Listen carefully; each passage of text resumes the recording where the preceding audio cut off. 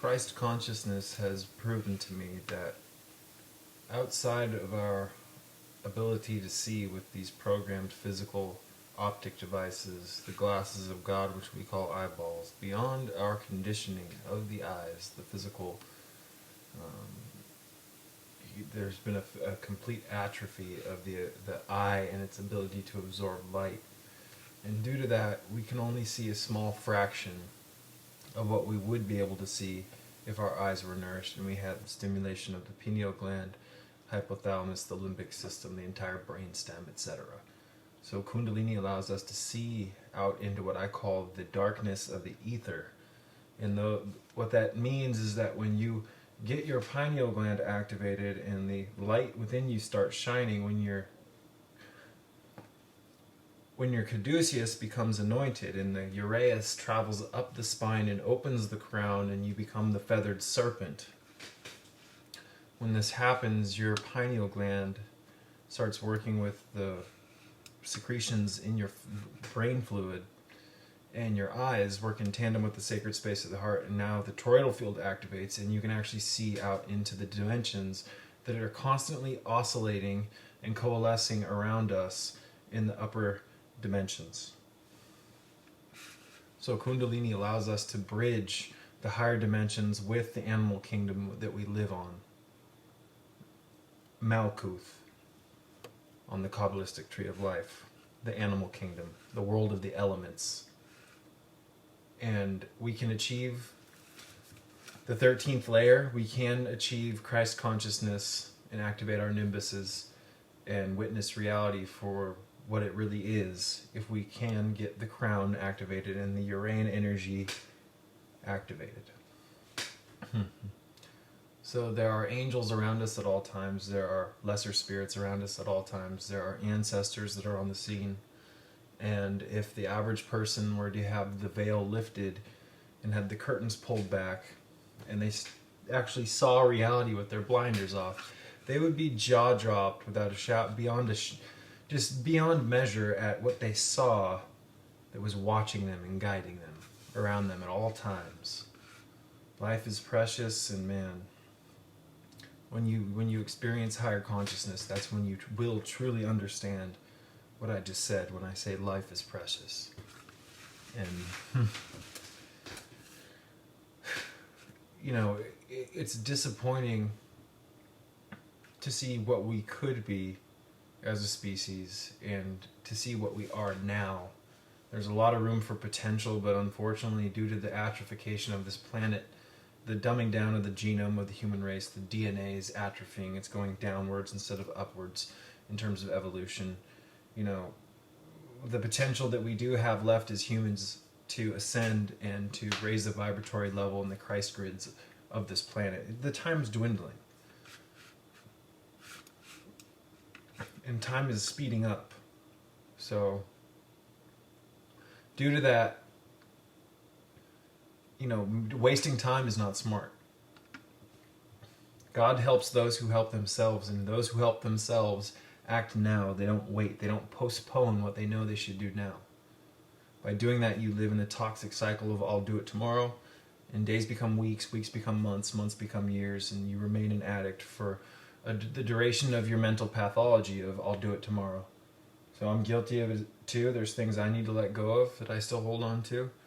But, you know, we're at a spiritual war here, and the smallest of actions towards getting healthy and helping the planet, due to the times that we're in now, can make the biggest effect on the planet, due to the fact that not many people are attempting to rechristen the firmament and the planet with the Christ grids and get the Christ energy back onto the planet, this dimension. So, due to the fact that there's not many people doing these things, the smallest actions from within your heart can make the angels perform miracles on this dimension. So, talking about some subjects that are probably pretty foreign to the average person, I don't care.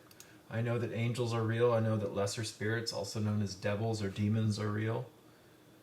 I know that there's neutral angels, there's neutral demons, there's all sorts of different wars going on, not only in this dimension and this universe, but in the higher dimensions, the lower dimensions, the overtones. This is deep.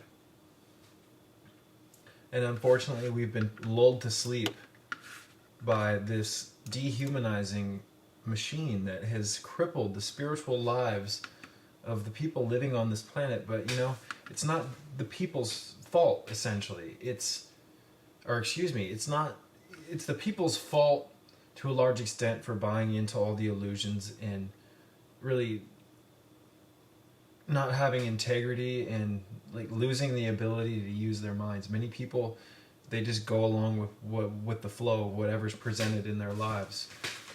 There's no counter research, or, you know, peer pressure is really a big demon that has gotten a hold of a lot of people. And when you give in to peer pressure once, it really weakens your aura. And if you keep doing that, many people have given in to the pressures of the external world and the people around them, that they've rolled over like a turtle on its back that can't get back up on its feet, spiritually speaking. So, integrity and spirituality go hand in hand. And the more righteous you are, the more integrity you develop within you. It's like a life force that builds. And the more integrity that builds within you, the more respect you have for yourself. And the more respect you have for yourself, the more you love yourself. And the more you love yourself, truly, the closer you will get to enlightenment. But I mean truly loving yourself. None of this bullshit where people just say, oh, I love myself, you know, yeah, but they're uncomfortable with their figure, or there's things about them that make them unhappy, etc. Many people say they love themselves, but I don't really truly think they do love themselves, because I don't think the average person has rejected the external world long enough and become selfish and become kind of the hanged man, in reference to the Egyptian tarot, or the fool, speaking of the tarot as well, the trump cards. Most people have never become the hermit. They've never rejected the outside world and gone inward, allowed that inner light to develop, where by doing that, the internal compass can come back online with the sacred space of the heart, and your navigational skills with the dimensions, with your ancestors, with the angels, with your DNA becomes activated. And you can re-gauge your course in life, because many people are walking in the opposite direction of what they truly came here for. And if you do that, you will experience strife and turmoil your entire life. And all these things that happen in your life are just beautiful growth opportunities to try to get you out of your programmed mindset, so you can question the path that you're walking. Most of the times, the difficulties in our lives are there to knock us down, to make us question, why did I just walk into that wall? If you catch my drift. So you can keep getting up and walking back right into the wall again, bam, bam, bam, over and over, and never really get the message, the subtle underlying purpose of why you are experiencing turmoil. That's not to say that some turmoil isn't good. Stress is actually good for you. It actually helps develop melanin, and you can become stronger through working through the obstacles that are stressing you. But I mean, come on.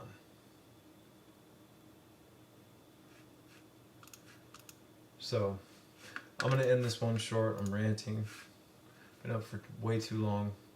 On behalf of the Sacred Starseed Serpent Uraeus YouTube channel, thank you for watching this video, and peace be with you.